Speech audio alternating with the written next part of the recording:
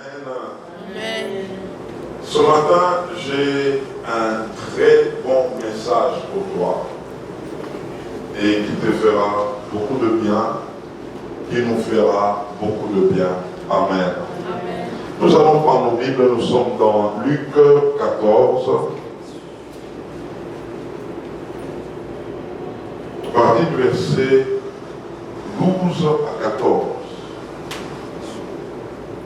Et ce matin, nous voulons ensemble comprendre quelque chose de très édifiant. Luc chapitre 14, de 12 à 14.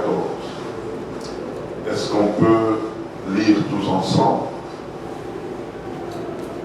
Il dit aussi à celui qui l'avait invité, lorsque tu donnes à dîner ou à souper, n'invite pas tes amis, ni tes frères, ni tes parents, ni tes voisins riches, de peur qu'ils ne t'invitent à leur tour et qu'on ne te rende l'appareil. Mais lorsque tu donnes un festin, invite des pauvres, des estropiés, des boiteux, des aveugles, et tu seras heureux de ceux qui ne peuvent pas te rendre l'appareil, car elle te sera rendue à la résurrection des justes. Amen. Oh, gloire au Seigneur, on peut reprendre nos places. Alors, nous avons deux autres textes que nous allons lire. 2 Samuel, chapitre 17, du verset 27 à 29. 2 Samuel, verset combien? 17. 2 Samuel, chapitre combien? 17, verset 27 à 29. Gloire au Seigneur. Écoutons ça.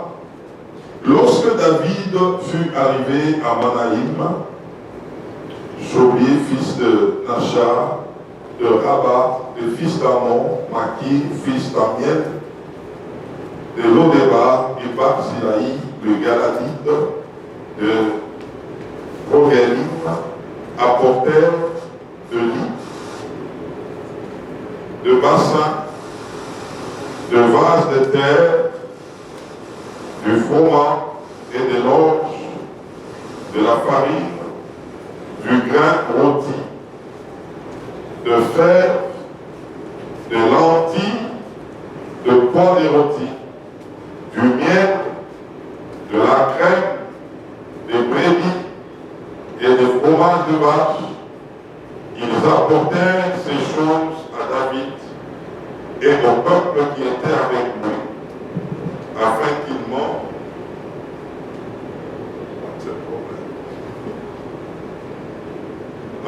qu'il mangeassent, car il disait, ce peuple a dû souffrir de la faim, de la fatigue et de la soif dans le désert. Amen. Je suis avec toi. Je te fais du bien. Mais j'attends aussi un retour de ta part. Et très souvent, nous sommes dans des relations de cette manière-là.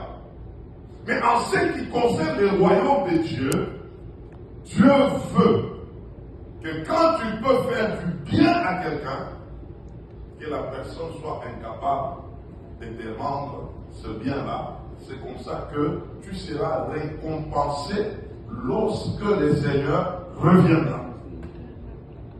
Ah, ça c'est fort. Hein?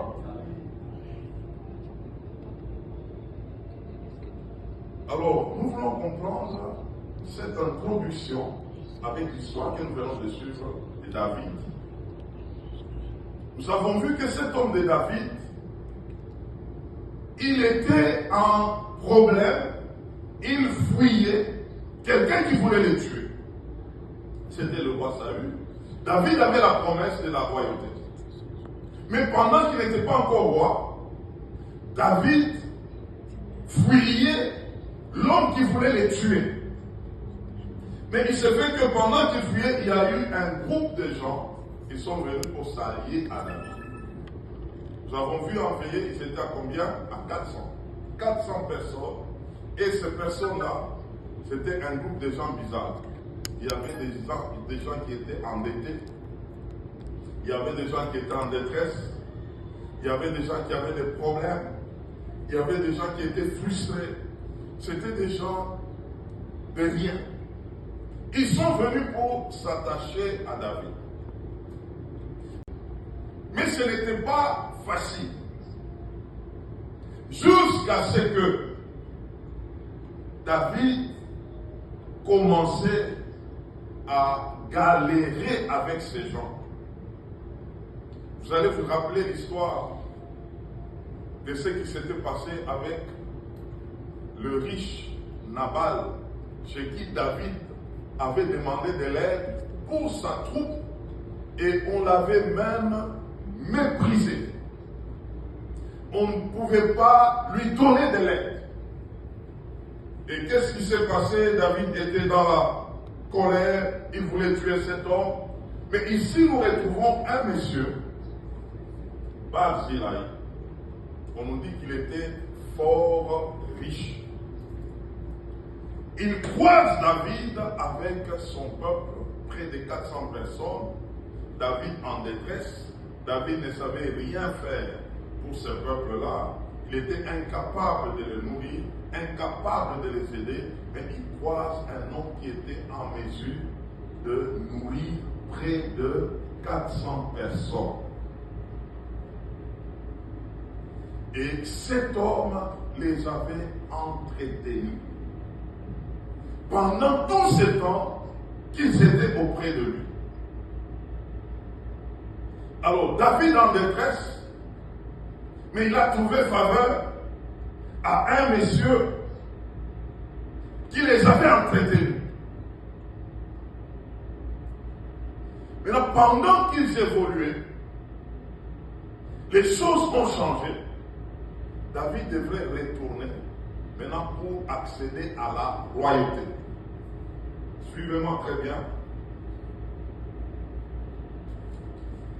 Maintenant, quand il devait retourner à Jérusalem, il demande à cet homme de l'accompagner. Comme pour dire, David voulait aussi lui rendre le bien. Cet homme les avait aidés. Et c'était maintenant le tour de David d'aider cette personne. Mais le monsieur dira à David, je n'irai pas avec toi. Je préfère rester chez moi. Parce qu'en réalité, tout ce que tu veux faire pour moi, je ne trouve pas de raison. Je t'ai fait du bien, mais ce que tu cherches maintenant, c'est de me rendre le bien comme je l'ai fait. L'homme a dit non. Je ne peux pas aller avec toi parce qu'en réalité, ce que j'ai fait pour toi, je l'ai fait de bon cœur. Je ne l'ai pas fait pour que toi aussi, tu puisses me le rendre. Je l'ai fait par amour. Je l'ai fait parce que j'avais résolu de te faire du bien et non pas pour que toi aussi tu puisses me rendre l'appareil. Et donc, ce monsieur a retrouvé le texte de Luc 14. Ce que nous avions dit, et c'est Jésus qui a parlé, lorsque tu invites quelqu'un, tu lui fais du bien, invite une personne qui doit être incapable de te faire aussi du bien. Là au moins, tu as fait quelque chose. C'est pourquoi Jésus a dit, aller dans des rues, chercher des personnes, des aveugles, des estropiés, des gens des riens, et inviter ces gens-là à la fête, parce que prochainement, un pauvre ne peut pas t'inviter toi. Un infirme ne peut pas t'inviter.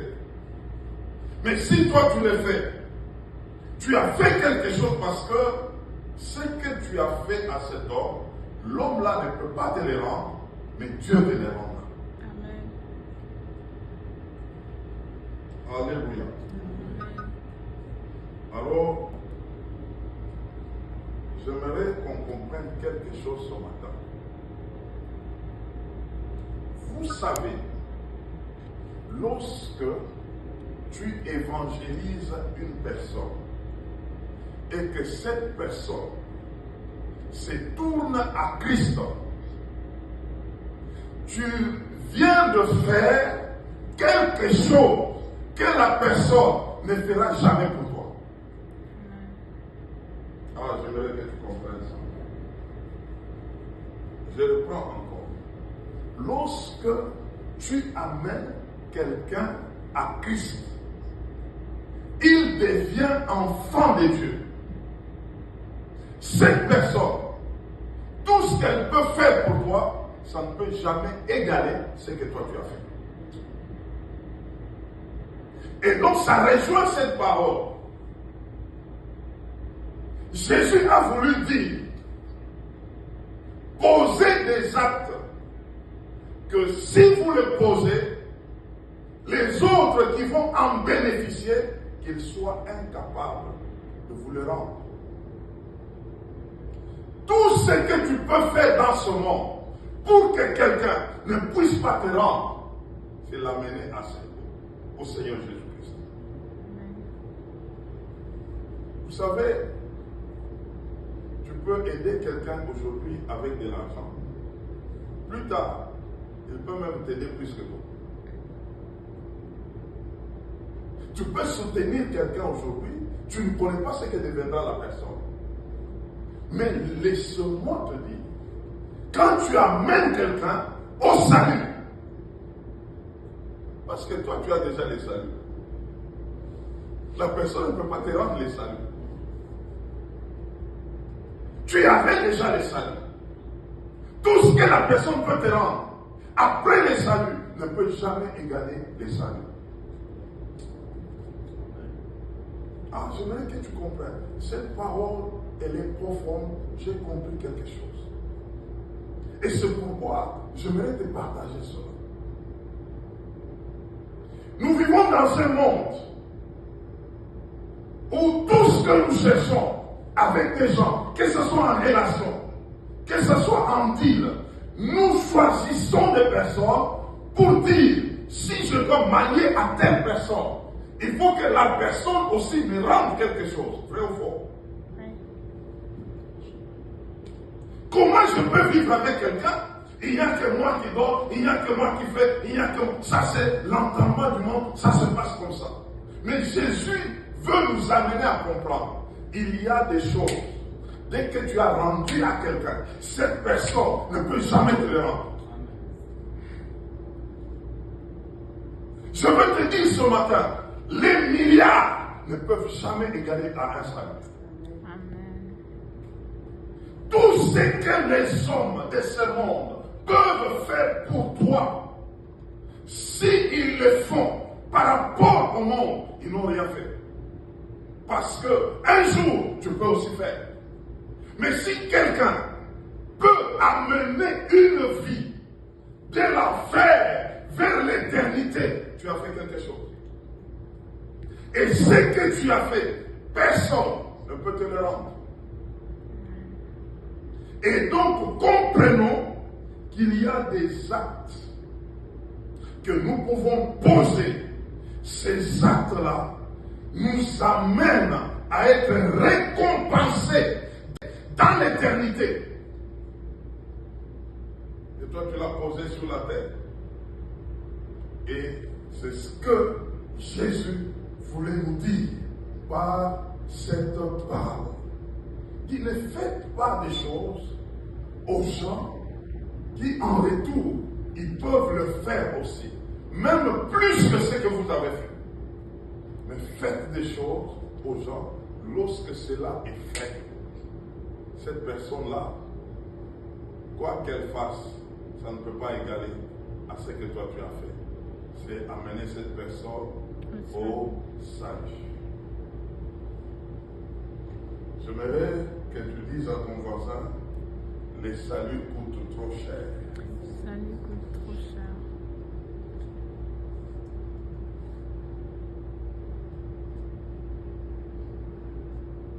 Vous savez, nous avons rencontré des gens. Tu voyais une personne aller directement vers la mort, vers l'enfer. C'était assuré. Mais par l'évangile, tu arrêtes la personne qui allait directement vers l'enfer et tu ramènes la personne à Christ. Et cette personne reprend la vie, commence à vivre et à exceller même dans la société. Mon frère, ma soeur, un tel acte, personne ne peut déranger. Personne ne peut déranger. C'est vrai, on peut faire du bien aux gens. Mais je voudrais t'inviter ce matin que le vrai bien que tu peux faire à quelqu'un, c'est de les sortir de l'enfer vers la félicité céleste. Tu as fait quelque chose et personne ne peut te rendre la chose. Amen. Personne ne peut te rendre la chose. Je reprends encore. Lorsque tu amènes quelqu'un à Christ, il devient enfant de Dieu. Cette personne, tout ce qu'elle peut faire pour toi, ça ne peut jamais égaler ce que toi tu as fait. Et donc ça rejoint cette parole. Jésus a voulu dire, posez des actes que si vous les posez, les autres qui vont en bénéficier, qu'ils soient incapables de vous le rendre. Tout ce que tu peux faire dans ce monde pour que quelqu'un ne puisse pas te rendre, c'est l'amener au Seigneur Jésus-Christ. Vous savez, tu peux aider quelqu'un aujourd'hui avec de l'argent. Plus tard, il peut même t'aider plus que toi. Tu peux soutenir quelqu'un aujourd'hui, tu ne connais pas ce que deviendra la personne. Mais laisse-moi te dire, quand tu amènes quelqu'un au salut, parce que toi tu as déjà les saluts, la personne ne peut pas te rendre les saluts. Tu avais déjà les saluts. Tout ce que la personne peut te rendre après les saluts ne peut jamais égaler les saluts. Ah, j'aimerais que tu comprennes. Cette parole, elle est profonde. J'ai compris quelque chose. On ne peut jamais te le rendre. Je veux te dire ce matin, les milliards ne peuvent jamais égaler à un salut. La vie commence à vivre et à exceller même dans la société. Mon frère, ma soeur, un tel acte, personne ne peut déranger. Personne ne peut déranger. C'est vrai, on peut faire du bien aux gens, mais je voudrais t'inviter ce matin que le vrai bien que tu peux faire à quelqu'un, c'est de les sortir de l'enfer vers la félicité céleste. Tu as fait quelque chose et personne ne peut te rendre la chose. Amen. Personne ne peut te rendre la chose.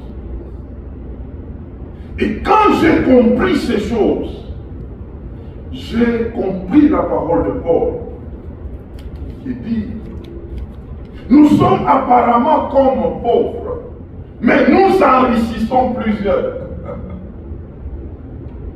C'est pour dire, quand tu amènes quelqu'un à rencontrer Christ, ce que tu as fait à la personne, tu as enrichi la vie de la personne. Tu as aidé cette personne à devenir quelqu'un.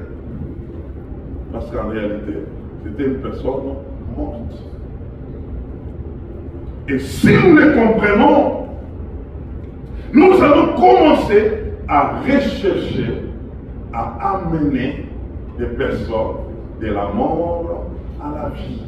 Parce qu'en réalité, ce que nous faisons, nous ne serons pas récompensés sur la terre, mais l'éternité va nous récompenser. Et si tu travailles avec une telle vision, tu seras zélé, pas par le fait que les hommes vont t'encourager, mais tu les feras pour la cause éternelle. Parce que tu sais que ce que tu es en train de faire, il n'y a que Dieu qui peut te récompenser. Les hommes ne peuvent pas le faire, et même si les hommes le faisaient, mais les hommes ne peuvent jamais te rendre ce que tu venais de faire pour eux. Et ça, c'est très important. Alors, j'aimerais qu'on comprenne quelque chose avec cet homme de Barzillai. David lui dit, tu dois aller avec moi, parce que cette fois-ci, c'est moi qui ai restauré, je vais te rendre, te faire aussi du bien. Mais l'homme refuse. David a tellement insisté. L'homme dira, comme tu insistes, j'ai un de mes fils, prends-le, va avec. Alors David dira, je veux aller avec ce fils-là, en fait pour lui faire du bien en ton nom, à cause de ce que toi tu as fait. Vous savez, il y a des principes qu'on ne peut pas changer. Même si tu ne le veux pas, ça doit t'atteindre. J'aimerais qu'on lise Matthieu chapitre 10, versets 40 à 42. Ah, est-ce que ça passe? Est-ce que ça passe? Est-ce que ça passe? Je suis en train de t'amener quelque part.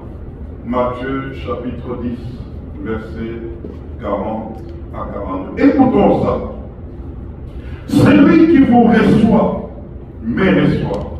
Et celui qui me reçoit, reçoit celui qui m'a envoyé. Celui qui reçoit un prophète en qualité de prophète, recevra une récompense de prophète. Et celui qui reçoit un juste en qualité de juste, recevra une récompense de juste. Et quiconque donnera seulement un verre d'eau froide à l'un de ce petit, parce qu'il est mon disciple, je vous le dis en vérité, il ne perdra point sa récompense. Cet homme a refusé, cet homme de Barzillai, mais il a reçu des gens au nom du Seigneur. C'est que cet homme avait reçu le Seigneur. L'acte qu'il a posé nécessitait une récompense. Quand bien même lui ne voulait pas, la récompense était attachée à lui. Je veux te dire ce matin, le bienfait devant Dieu t'amènera toujours à une récompense. Amen. Que tu le veuilles ou pas, il y aura toujours une récompense. Parce que Dieu est attaché à ce principe. Cet homme a fait selon son cœur, mais il le faisait en accomplissant une parole de Dieu qui dit que quand tu poses un tel acte, tu seras récompensé. Et donc, même s'il ne le voulait pas, sa postérité était déjà récompensée. C'est pour te dire, aujourd'hui, ce que tu fais avec Dieu, ça peut commencer à te payer et payer toute ta postérité parce que toi-même, tu as commencé à le servir. Amen. C'est pourquoi David pouvait dire dans Psaume 37, le verset 15, 25 plutôt, j'ai été jeune et j'ai vieilli, je n'ai jamais vu un juste abandonné, ni sa postérité mendiant le pain. J'ai vu que cette postérité-là était toujours bénie. J'aimerais vous dire que ce que nous faisons au compte du Seigneur, que tu le veuilles ou pas, tu es en train de positionner ta postérité à la bénédiction. Ce que tu es en train de faire, Dieu, quelque part, va te récompenser. Alors, j'aimerais qu'on comprenne. Jésus, quand il a parlé en Matthieu 14, il a dit, en faisant du bien à quelqu'un, fais-le selon que la personne ne peut pas te rendre, parce qu'on va te le rendre à la résurrection des justes. Comme pour dire, à son retour, il va nous récompenser. Mais il se fait que la même parole du Seigneur, le Seigneur nous dit, et quand Pierre avait posé la question de savoir qu'est-ce qu'on aura, nous qui avons tout quitté, Jésus a commencé à présenter les récompenses et il avait souligné aussi que nous serons récompensés dans le siècle présent et ensuite dans le siècle à venir, la vie éternelle.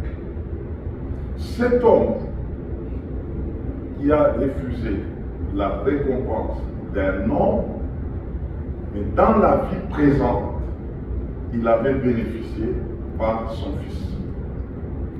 Ceci pour dire, nous faisons du bien, nous servons les Seigneurs.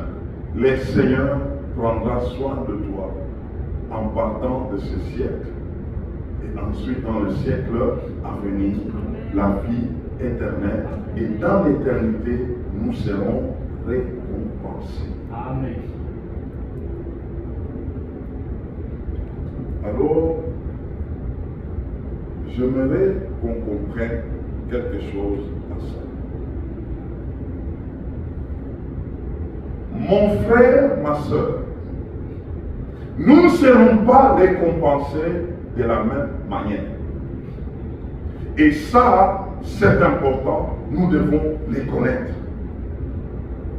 Nous avions donné un passage, nous sommes dans Romains 16, le verset 12.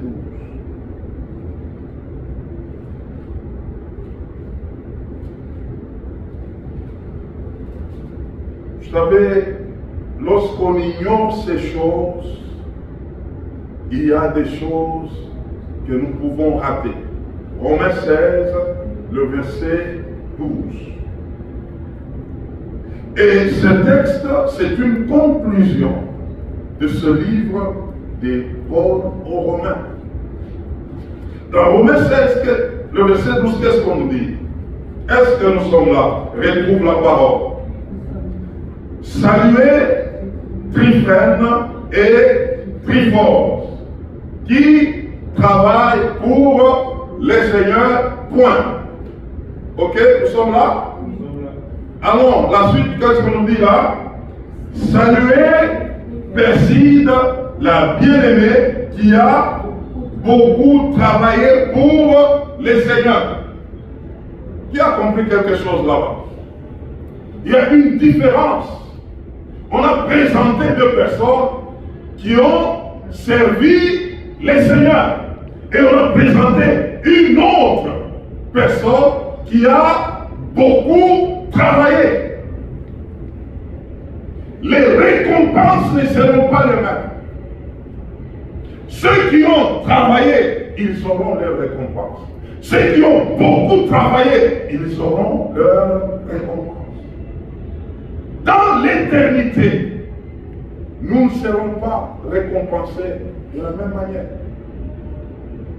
Et donc, ce que nous faisons n'est pas vain. Si un homme peut mourir 400 personnes, les entretenir. Nous avions lu autant de choses qu'il a disposées pour ces personnes et même arrivé à refuser la récompense. Une telle personne, il n'y a que le Seigneur qui va la récompenser. Et sa récompense ne sera pas la même par rapport à d'autres. Nous sommes dans un monde où on nous amène de servir Jésus comme si Jésus était en manque. Mais en réalité, ce que nous faisons, nous le faisons pour une récompense éternelle. Et si nous comprenons de cette manière-là, notre façon de servir le Seigneur sera différente. Parce que nous avons compris que ce que nous faisons ici, sur la terre, c'est éphémère, mais ce que nous aurons dans l'éternité, ça sera pour toujours. Et déjà en comprenant cela, notre façon de servir le Seigneur sera différente. À tout temps, on comprendra que si je donne beaucoup, je fais beaucoup avec le Seigneur, je suis en train de me positionner correctement. Est-ce que quelqu'un m'entend ce matin? Amen. Et j'aimerais dire que au ciel, nous ne serons pas tous au même endroit. David, quand il a pris ses fils de Barzillai, il a dit ceci: ce fils-là sera toujours à ses côtés. Ce fils-là mangera ce que David mangera. Ce fils-là sera entretenu par lui-même le roi. Et pendant ce temps, il y avait encore d'autres personnes qui étaient tout autour. Et ces personnes-là, chacun pouvait avoir son poste. Il y avait des protocoles, il y avait des portiers, il y avait autant de personnes qui faisaient tout autre chose. Alors c'est comme pour vous dire, tout ce que nous faisons sur la terre aujourd'hui, maintenant, c'est tout ça qui va nous positionner dans l'éternité. Amen. Hein? Tu travailles correctement, tu es en train de te bâtir ta place dans l'éternité.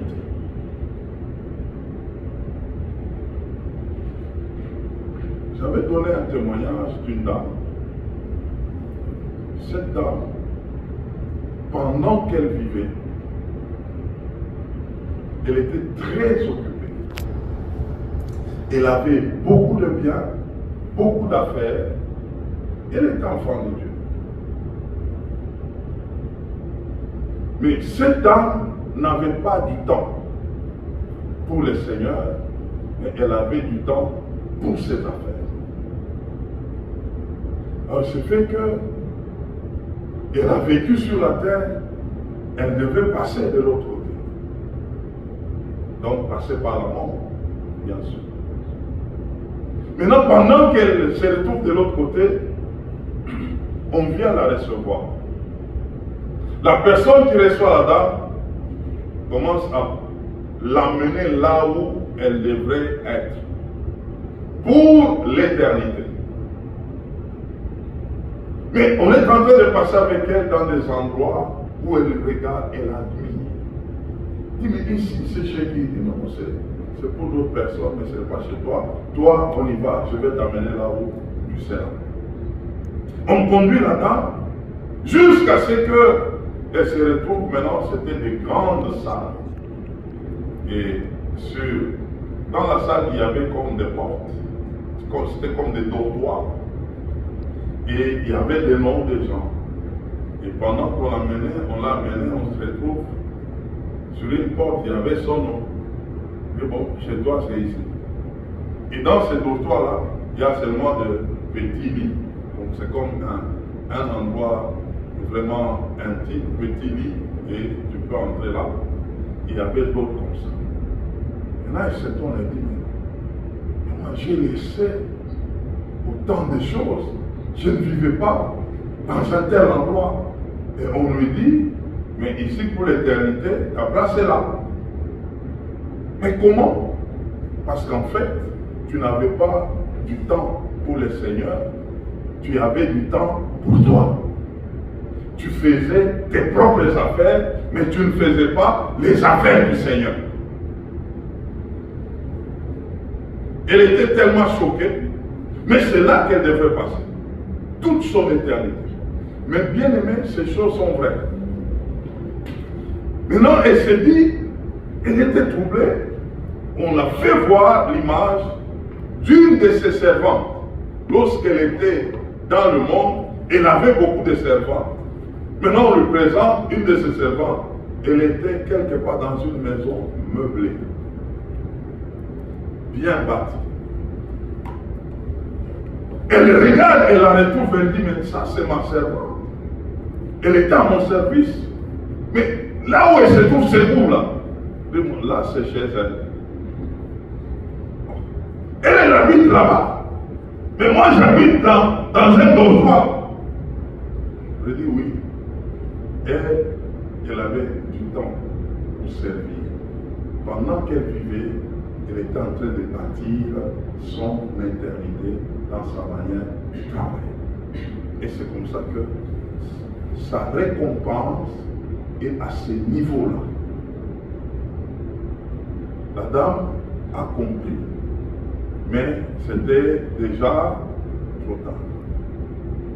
Qu'est-ce que j'aimerais nous dire ce matin? Tant que nous sommes encore en vie, nous devons donner le meilleur de nous-mêmes à Christ. Il y a des choses qu'on ne peut pas te rendre tant que tu es en train de travailler pour le royaume de Dieu en amenant des âmes au Seigneur. Et quelqu'un qui comprend cela, ça sera pour lui une urgence de chercher à gagner les âmes, de chercher à influencer les âmes, de chercher à attirer des personnes à Christ. Et le Seigneur nous rassure ce matin que ce que tu feras, personne ne peut te le rendre. Personne ne peut te le rendre.